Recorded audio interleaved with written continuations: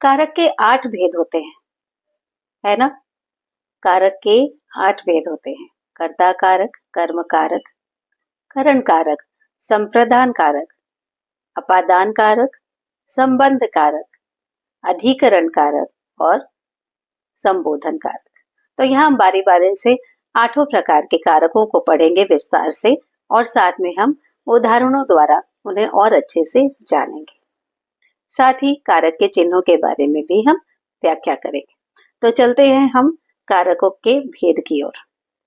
पहला कारक होता है कर्ता कारक। कर्ता कारक जिसका चिन्ह होता है ने। कर्ता कारक कौन होता है? जो काम करने वाला व्यक्ति होता है वो होता है कर्ता कारक। चिन्ह इसका क्या बताया हमने? बिल्कुल सही, चिन्ह है इसका ने। उदाहरण के लिए राम ने खाना खाया, तो यहाँ पे राम क्या है? कर्ता कारक है, क्योंकि खाने का काम कौन कर रहा है? राम ही कर रहा है, इसलिए यहाँ पे ने उसका कर्ता कारक का चिन्ह है। राम ने खाना खाया। एक दूसरा उदाहरण लेते हैं, पक्षी उड़ता है।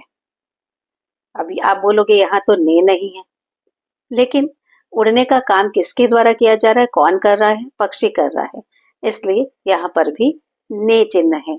यहाँ ने चिन्ह हिडन है, लेकिन ये भी कर्ता कारक है। मैंने यह लेख लिखा। मैंने, लेख किसने लिखा? मैंने लिखा, तो मैंने लिखने का काम किया, इसलिए यहाँ पे मैं कर्ता कारक है। फिर हम आगे बढ़ते हैं कर्म कारक की ओर। कर्म कारक का चिन्ह होता है को, यानी कि जिस पर काम का असर पड़े।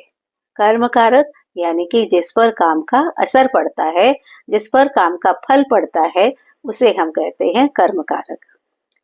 उदाहरण लेते हैं, पुलिस ने चोर को पकड़ा, तो पकड़ने का काम, पकड़ने का फल किस पर पड़ रहा है? प्रभाव किस पर पड़ रहा है? चोर पर पड़ रहा है, इसलिए चोर यहाँ है कर्म कारक। दूसरा उदाहरण लेते हैं, माँ बच्चे को सुला रही है। बच्चे को, यहाँ पे बच्चे क्या है? कर्म कारक है। उसने किताब पढ़ी। उसने, पढ़ने का काम कौन कर रहा है? वो है, उसने काम किया है पढ़ने का। किसको किसको पढ़ा? किताब को पढ़ा है, तो यहाँ पे को अगेन इट इज हिडन। बस पता चल रहा है कि पढ़ने का प्रभाव किस पर पड़ रहा है? किताब पर पड़ रहा है, इसलिए यहाँ पर किताब क्या है? कर्ता का कर्म कारक है।